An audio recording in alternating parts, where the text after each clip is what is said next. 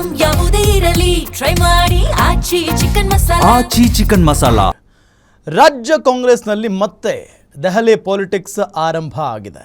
Good news ಜೊತೆಗೆ ಬರ್ತಾರಾ ಬಂಡೆ ಬ್ರದರ್ಸ್. ಸಿಎಂ ಕುರ್ಚಿಗಾಗಿ ಡಿಕೆ ಶಿವಕುಮಾರ್ ಬಿಗಿ ಪಟ್ಟನ್ನ ಹಿಡಿದಿದ್ದಾರೆ.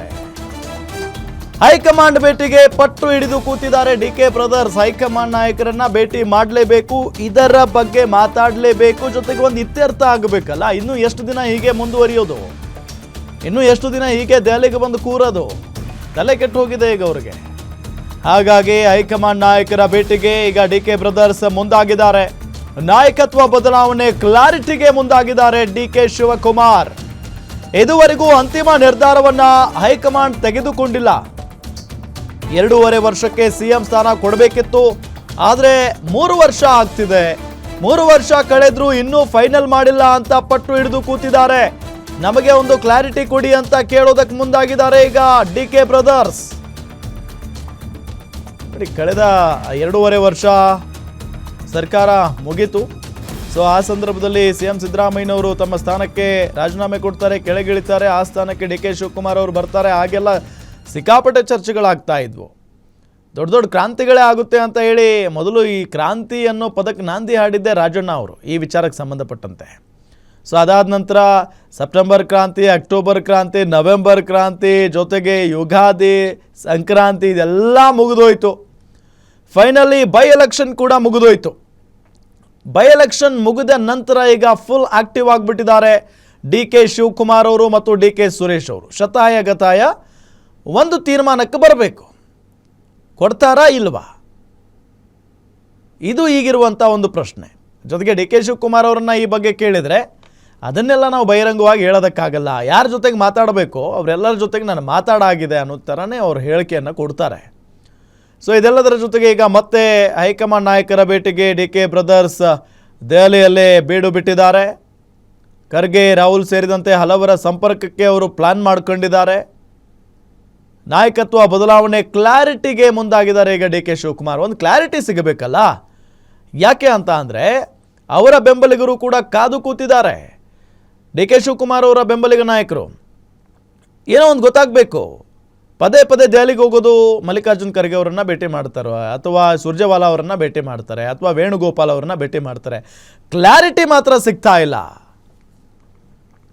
ಡಿಕೆ ಟೀಮ್ಗೆ ಸಚಿವ ಕೆ ವೆಂಕಟೇಶ್ ಟಾಂಗ್ ಕೊಟ್ಟಿದ್ದಾರೆ. ರಾಜ್ಯದಲ್ಲಿ ಸದ್ಯಕ್ಕೆ ಕುರ್ಚಿ ಖಾಲಿ ಇಲ್ಲ ಅಂತ ಸಿದ್ದು ಆಪ್ತ ಈ ಸಂದರ್ಭದಲ್ಲಿ ಹೇಳಿಕೆಯನ್ನು ಕೊಟ್ಟಿದ್ದಾರೆ.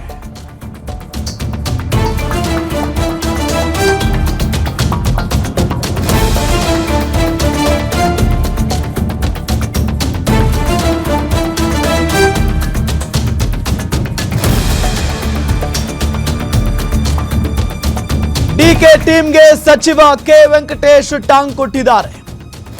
ರಾಜ್ಯದಲ್ಲಿ ಸದ್ಯಕ್ಕೆ ಕುರ್ಚಿ ಖಾಲಿ ಇಲ್ಲ ಅಂತ ಹೇಳಿಕೆಯನ್ನ ಕೊಟ್ಟಿದ್ದಾರೆ ಸಿದ್ದರಾಮಯ್ಯನವರ ಆಪ್ತ ಕೆ ವೆಂಕಟೇಶ್. ಸಿಎಂ ಡಿಸಿಎಂ ನಡುವೆ ಏನು ಮಾತುಕತೆ ಆಗಿದೆಯೋ ನಮಗೂ ಗೊತ್ತಿಲ್ಲ. ನಾನು ಮುಖ್ಯಮಂತ್ರಿ ಆಗಬೇಕು ಅನ್ನೋದು ತಪ್ಪಲ್ಲ, ಆದರೆ ರಾಜ್ಯದಲ್ಲಿ ಕುರ್ಚಿಯೇ ಖಾಲಿ ಇಲ್ವಲ್ಲ. ಕೂಲಿ ಅಧಿಕಾರ ಕೊಡೋದು ಹೈಕಮಾಂಡ್ಗೆ ಬಿಟ್ಟದ್ದು. ಸಮಯ ಬಂದಾಗ ಹೈಕಮಾಂಡ್ ನಿರ್ಧಾರ ಮಾಡುತ್ತೆ. ಒಪ್ಪಂದ ಆಗಿದೆ ಅಂತ ಅವ್ರು ಹೇಳ್ತಿದ್ದಾರೆ, ಅದು ನಮಗೆ ಗೊತ್ತಿಲ್ಲ ಅನ್ನೋ ಥರ ಬೆಳಗಾವಿಯಲ್ಲಿ ಸಚಿವ ಕೆ ವೆಂಕಟೇಶ್ ಪ್ರತಿಕ್ರಿಯೆ ಕೊಟ್ಟಿದ್ದಾರೆ. ಅವರವರು ಏನೇನು ಮಾತಾಡ್ಕೊಂಡಿದ್ದಾರೋ ನಮ್ಗೆ ಗೊತ್ತಿಲ್ಲ. ಏನೋ ಅವ್ರು ನಾನು ಮುಖ್ಯಮಂತ್ರಿ ಆಗಬೇಕು ಅಂತ ಕೇಳಿದ್ರು ತಪ್ಪೂ ಇಲ್ಲ. ಅವ್ರು ಇಲ್ಲಿ ಸೀಟು ಖಾಲಿನೂ ಇಲ್ಲ. ಏನೋ ಇಂಥ ಪರಿಸ್ಥಿತಿಲಿದೆ ನೋಡಿ. ತಪ್ಪು ಇಲ್ಲ ಬಿಡಿ, ಅದು ತಪ್ಪು ಇಲ್ವಲ್ಲ. ಅದು ಈಗ ಯಾಕೆ ಕೂಲಿ ಕೊಡೋದಾಗಲಿ ಅಧಿಕಾರ ಕೊಡೋದಾಗಲಿ ಎಲ್ಲ ಹೈಕಮಾಂಡಿಗೆ ಬಿಟ್ಟಿದ್ದು ಸರ್. ನಾವೇ ಇಲ್ಲೇನು ತೀರ್ಮಾನ ತಗೊಳ್ಳೋ ಪರಿಸ್ಥಿತಿ ನಾವು ಯಾರೂ ಇಲ್ಲ. ನೀವೇ ತೀರ್ಮಾನ ತಗೊಳ್ಳಿ MLAಗಳೇ ಅಂತ ಅಂದಾಗ ಅದು ಬೇರೆ ಪರಿಸ್ಥಿತಿ. ಏನೋ ಹಾಗೆ ನಿಲ್ವಲ್ಲ. ಈಗ ಹೈಕಮಾಂಡ್ ಇದೆ, ಹೈಕಮಾಂಡ್ ಏನು ತೀರ್ಮಾನ ಮಾಡುತ್ತೆ ಅದಕ್ಕೆ ಬದಲಾಗ್ತೀವಿ. ಹೈಕಮಾಂಡ್ನವರು ಸಮಯ ಬಂದಾಗ ಮಾಡ್ತಾರೆ. ಅದೇ ಸಮಯ ಬಂದಿಲ್ಲ ಅಂತ ಅಂದ್ಕೊಂಡಿದ್ದೀನಿ ನಾನು. ಒಪ್ಪಂದ ಆಗಿದೆ ಅಂತ ಅವ್ರು ಹೇಳ್ತಾರೆ, ನಮಗೆ ಗೊತ್ತಿಲ್ಲ ಅದು ಏನು ಒಪ್ಪಂದ. ನಮಗೇನು ಗೊತ್ತಿಲ್ಲ. ಹೊರಗೆ ವಿಚಾರ ನನಗೆ ಹೆಂಗೆ ಗೊತ್ತಾಗುತ್ತೆ? ಅದಲ್ಲ, ಅದೇನು ನಮಗೇನು ಗೊತ್ತಿಲ್ಲ. ನಾವೇನು ಯಾರು ಚರ್ಚೆ ಅವ್ರು ಯಾವ ಮಾತಾಡ್ಕೊಂಡು ನಾವ್ಯಾರು ಹೋಗಿರಲಿಲ್ಲ. ಏನೋ ನಾವೆಲ್ಲ ಬೆಂಗಳೂರಲ್ಲೇ ಇದ್ದು. ಅವ್ರು ಏನು ಮಾತಾಡ್ಕೊಂಡಿದ್ದಾರೋ ಅದು ಯಾರಿಗೂ ಗೊತ್ತಿದೆ. ಡೀಟೇಲ್ಸ್ ಕೊಡ್ತಾರೆ ನಮ್ಮ political bureau head Maruti Pavagada ಸಂಪರ್ಕದಲ್ಲಿದ್ದಾರೆ. ಮಾರುತಿ ಪಾವಗಡ, ಕಾಂಗ್ರೆಸ್ನಲ್ಲಿ ಏನು ನಡೀತಾ ಇದೆ? ಒಂದು ಕಡೆ ದೆಹಲಿಗೆ ಹೋಗಿ ಕೂತಿದ್ದಾರೆ ಡಿ ಕೆ ಬ್ರದರ್ಸ್, ಅಲ್ಲಿ ಯಾರಾದರೂ ಹೈಕಮಾಂಡ್ ನಾಯಕರನ್ನ ಭೇಟಿ ಮಾಡಿದಾರಾ? ಇನ್ನೊಂದು ಕಡೆ ವೆಂಕಟೇಶ್ ಅವ್ರು ಹೇಳ್ತಾ ಇದ್ದಾರೆ ರಾಜ್ಯದಲ್ಲಿ ಕುರ್ಚಿ ಖಾಲಿ ಇಲ್ಲ ಅಂತ ಹೇಳಿ. ಡೀಟೇಲ್ಸ್ ಕೊಡ್ತಾ ಹೋಗೋದಾದ್ರೆ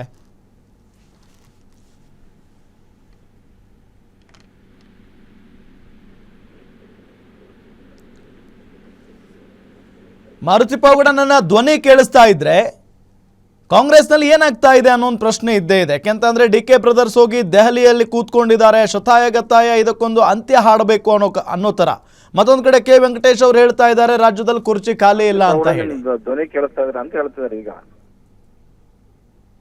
ಎಸ್ ಸಂಪರ್ಕ ಸಾಧ್ಯ ಆಗ್ತಾ ಇಲ್ಲ, ಮತ್ತೊಮ್ಮೆ ಸಂಪರ್ಕಿಸುವಂತ ಪ್ರಯತ್ನವನ್ನ ಮಾಡ್ತೀವಿ. ಗಮನಿಸ್ತಾ ಇದ್ದೀವಿ, ಒಂದ್ ಕಡೆ ಕೆ ವೆಂಕಟೇಶ್ ಅವರು ಬಹಳ ಸ್ಪಷ್ಟವಾಗಿ ಹೇಳ್ತಾ ಇದ್ದಾರೆ ರಾಜ್ಯದಲ್ಲಿ ಕುರ್ಚಿ ಖಾಲಿ ಇಲ್ಲ.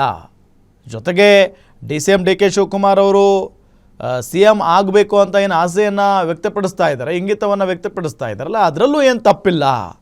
ಜೊತೆಗೆ ಅವರಿಬ್ಬರ ನಡುವೆ ಏನು ಮಾತುಕತೆ ಆಗಿದೆಯೋ ಅದ್ರ ಬಗ್ಗೆ ನಮಗೆ ಮಾಹಿತಿ ಇಲ್ಲ.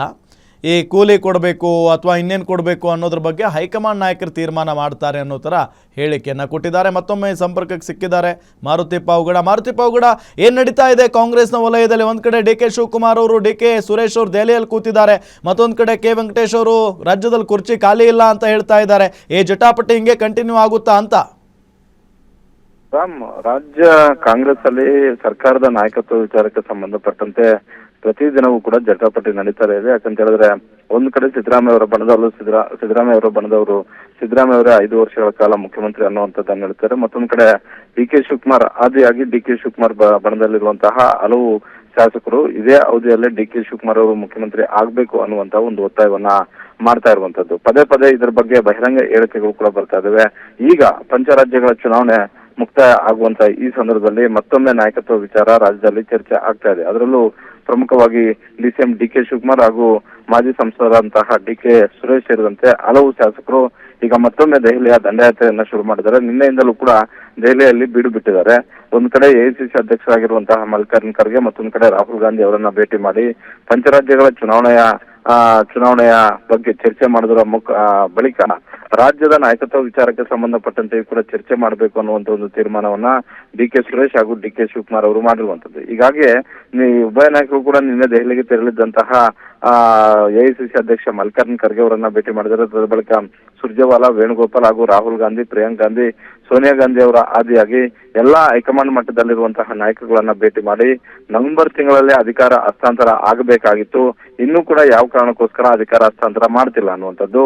ಹೀಗಾಗಿ ನಾಯಕತ್ವ ವಿಚಾರಕ್ಕೆ ಸಂಬಂಧಪಟ್ಟಂತೆ ಅಂತಿಮವಾದಂತಹ ಒಂದು ಕ್ಲಾರಿಟಿಯನ್ನ ಕೊಡಿ ಅನ್ನುವಂಥದ್ದು. ಜೊತೆಗೆ ಇದು ನನ್ನ ಅವಧಿ ಆಗಿರೋದ್ರಿಂದ ನನಗೆ ಅವಕಾಶವನ್ನ ಮಾಡ್ಕೊಡ್ಲೇಬೇಕು ಅನ್ನುವಂತ ಒಂದು ಪ್ರೆಷರ್ ಪೊಲಿಟಿಕ್ಸ್ ಮಾಡೋದಕ್ಕೆ ಡಿ ಕೆ ಶಿವಕುಮಾರ್ ಅವರು ದೆಹಲಿಗೆ ಹೋಗಿದ್ದಾರೆ ಅನ್ನುವಂತ ಒಂದು ಮಾಹಿತಿ ಲಭ್ಯ ಆಗ್ತಾ ಇರುವಂತದ್ದು. ಒಟ್ಟಾರೆ ರಾಜ್ಯದಲ್ಲಿ 2 ಬಣಗಳು ಇರುವಂತದ್ದು ನಿಜ. 2 ಬಣಗಳ ನಡುವೆ 2 ಬಣಗಳ ಹೇಳಿಕೆಗಳು ಕೂಡ ಬಹಿರಂಗವಾಗಿ ಬರ್ತಾ ಇರೋದು ನಿಜ. ಒಂದು ಕಡೆ ಸಿದ್ದರಾಮಯ್ಯ ಅವರ ಬಣ ಸಿದ್ದರಾಮಯ್ಯ ಅವರನ್ನು ಜಪ ಮಾಡ್ತಾ ಇದೆ, ಮತ್ತೊಂದು ಕಡೆ ಡಿ ಕೆ ಶಿವಕುಮಾರ್ ಅವರ ಬಣದ ಶಾಸಕರು ಡಿ ಕೆ ಶಿವಕುಮಾರ್ ಅವರು ಮುಖ್ಯಮಂತ್ರಿ ಆಗ್ಬೇಕು ಅಂತ ಹೇಳ್ತಿದ್ದಾರೆ.